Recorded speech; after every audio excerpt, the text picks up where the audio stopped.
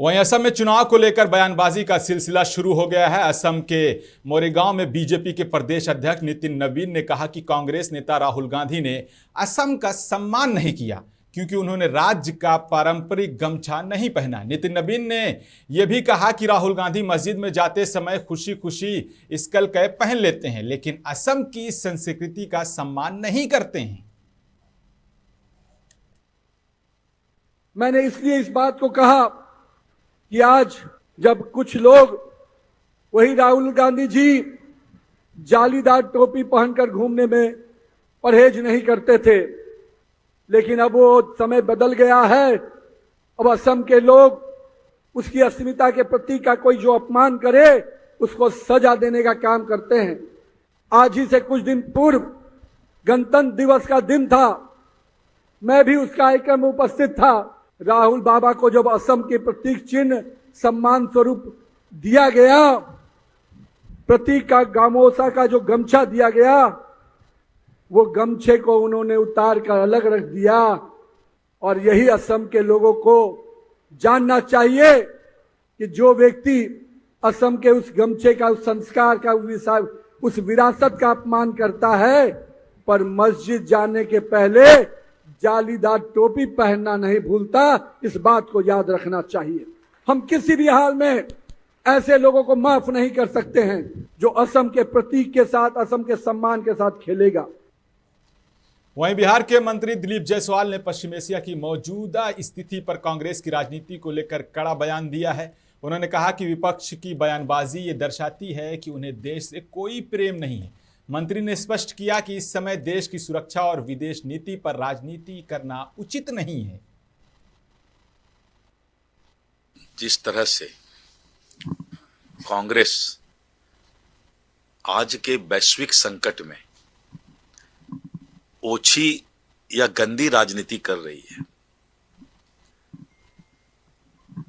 पूरा देश की जनता इस बात को समझ रही है कि कांग्रेस अपना राजनीतिक दुकानदारी चलाने के लिए, उसको देश से कोई प्रेम नहीं है और देश विरोधी ताकत की आवाज कांग्रेस जो है हर वक्त बोलते रहती है। कांग्रेस का इस तरह का रवैया, ओछी राजनीति, गंदी हरकत कतई भी देशवासी पसंद नहीं करेगा। इसलिए प्रधानमंत्री श्री नरेंद्र मोदी जी, जिनके नेतृत्व में इस वैश्विक संकट में भी चुनौती को अवसर में भारत ने बदलने का काम किया है, और आज वहीं पर कांग्रेस ओछी हरकत कर रहा है तो उसका जितना निंदा किया जाए, उसने देश को शर्मसार करने का भी काम करने का प्रयास करता है। वहीं भोजपुर जिला मुख्यालय में महावीर जयंती के अवसर पर जैन समुदाय द्वारा एक भव्य शोभा यात्रा निकाली गई। इस यात्रा में बड़ी संख्या में श्रद्धालुओं ने भाग लिया और भगवान महावीर के संदेशों का जय घोष किया। जैन धर्म के 24वें तीर्थ भगवान महावीर की जयंती के उपलक्ष्य में ये शोभा यात्रा शहर के जेल रोड शांति मंदिर प्राण से प्रारंभ हुई। यात्रा से पहले भगवान महावीर की विशेष आराधना भी की गई है। सबसे पहले सभी को महावीर भगवान के जयंती उपलक्ष्य में हार्दिक शुभकामनाएं, बधाई। भगवान महावीर के हम लोग एक बार जयकारा लगाएं, बोलो महावीर भगवान की। तमाम शहरवासियों को इस महावीर जयंती के अवसर पर हार्दिक शुभकामनाएं। और ये हर साल की भांति इस साल भी हम लोगों ने यहाँ पे हमारे गार्जियन लोगों के सहयोग से महापौर के द्वारा स्टॉल लगाया गया है। इसमें हम लोग अपने सभी श्रद्धालुओं के लिए लस्सी और पानी की व्यवस्था की है ताकि हमारा धर्म सनातन आए तो बढ़ता रहे। जय श्री राम। वहीं जहानाबाद जिले की नई जिला परिषद उपाध्यक्ष संगीता देवी ने अपने चुनाव में जीत के बाद उपाध्यक्ष के साथ कार्यकारिणी अध्यक्ष का पद भी संभाल लिया है। मीडिया से बातचीत में उन्होंने कहा कि ये बड़ी जिम्मेदारी है और सभी सदस्यों से अपील की जाती है कि भेदभाव से ऊपर उठकर जिले के विकास में सहयोग करें। उनके पति सत्येंद्र प्रसाद यादव ने भी सभी से क्षेत्र के विकास में सक्रिय भागीदारी की अपील की है।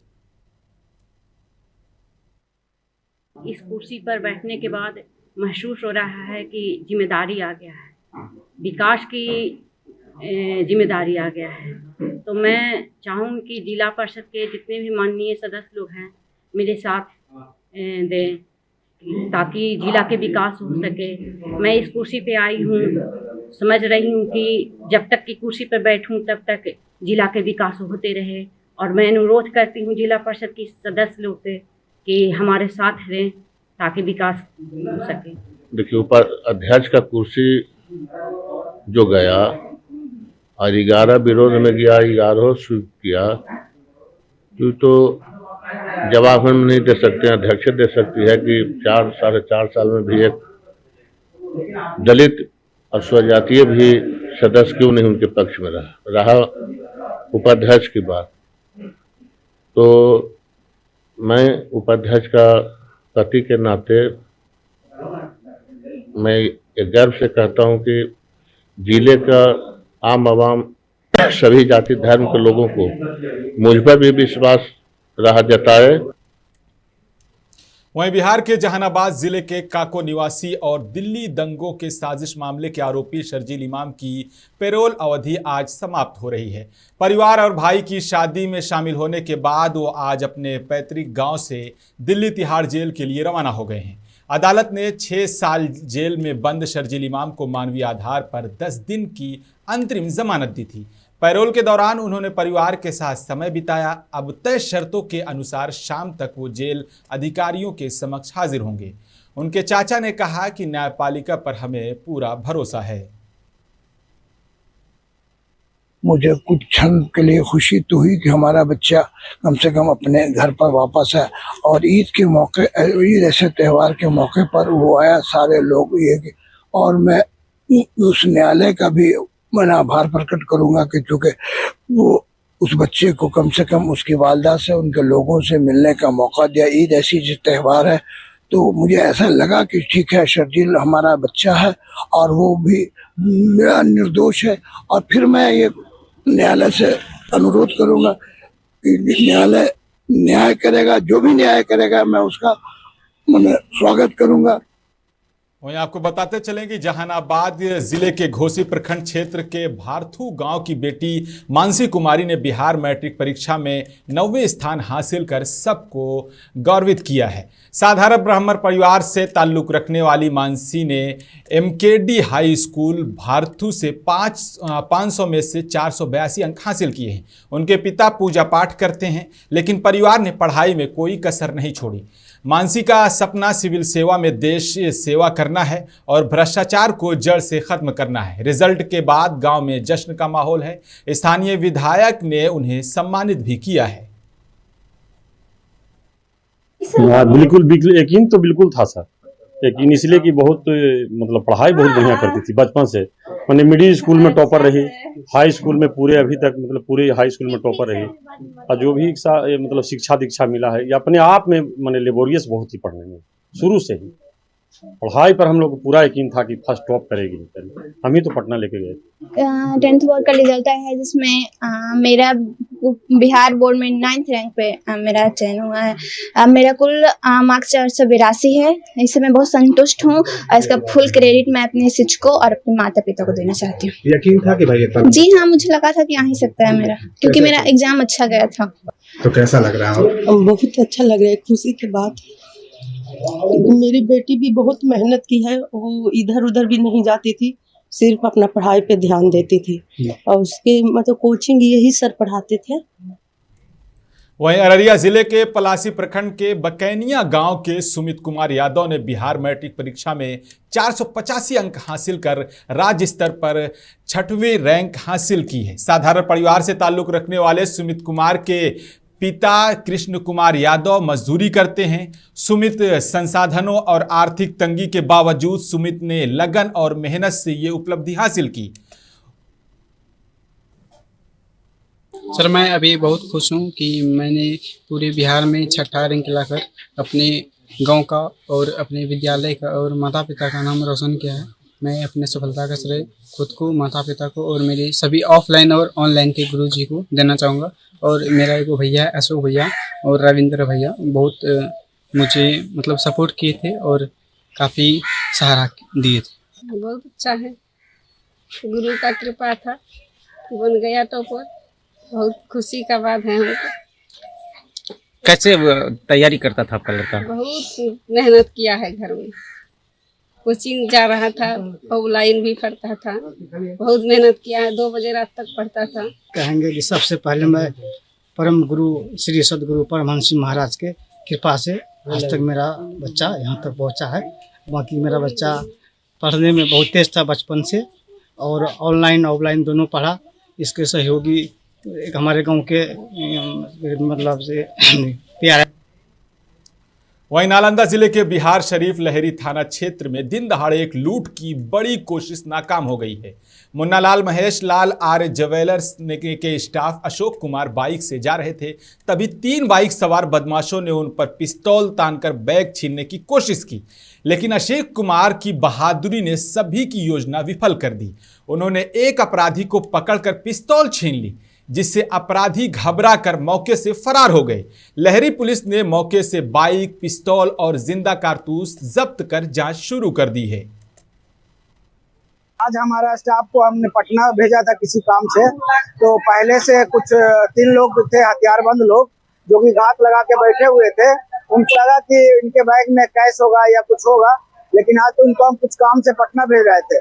और जब काशी तकिया वाली गली में जब घुसे हैं तो पीछे से आकर के वो बैग छीन लिए हैं। सर हम लोग आ रहे थे दुकान से, हमको पटना जाना था, हम बोले कि मोटरसाइकिल छोड़ दो बस स्टैंड।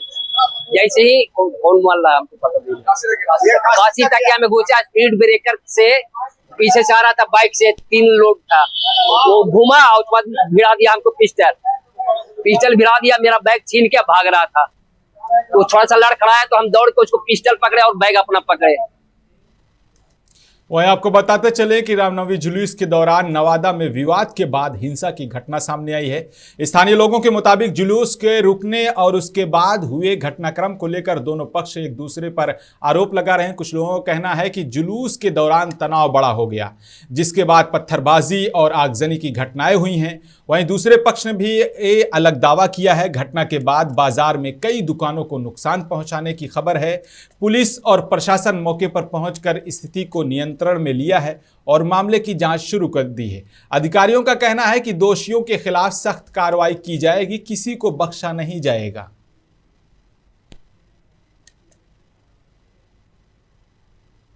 वहीं आपको बताते चलें कि भागलपुर के नाथनगर से विधायक मिथुन यादव पर लगे जमीन जबरन बिकवाने और मारपीट के आरोपों पर अब उन्होंने अपना पक्ष रखा है। विधायक ने सभी आरोपों को सिरे से खारिज करते हुए इसे बेबुनियाद बताया है। आप भी सुनिए उन्होंने क्या कुछ कहा है। देखिए, वीडियो का जो भी कहानी है, जिस तरह से महिला आरोप लगा रही है, महिला से कोई मतलब इसमें है ही नहीं, कोई लेना देना ही नहीं। उस जमीन का जो कल नापी हो रहा था, उसके बगल में मेरा पैतृक संपत्ति है, और जो जमीन मालिक जो नापी कर रहा है, उनसे मेरी कोई दुश्मनी नहीं है। वो दोनों आपस में, हम दोनों का नापी चल रहा था। हम प्लॉट पे थे भी नहीं, प्लॉट पे जाने वाले भी नहीं थे। हमको मुंगेर निकलना था, मेरे साथ और भी आदमी थे, हम मुंगेर निकल रहे थे। उस क्रम में जब हम बाईपास पे पहुंचे तो ये सब जो जितने भी लोगों का उसमें नाम दिया गया है, जमीन मालिक जो ओरिजिनल है उसके तरफ से, ये लोग इतना तेजी से निकले, और निकलने के बाद जब तक हम बाईपास पे चढ़े तो गोली का आवाज आया। तो गोली का आवाज आया तो वहां पर जो है हमारे परिवार के भी लोग नापी उपी में थे, तो हमको रुकना पड़ा कि गोली का आवाज कहां से हुआ।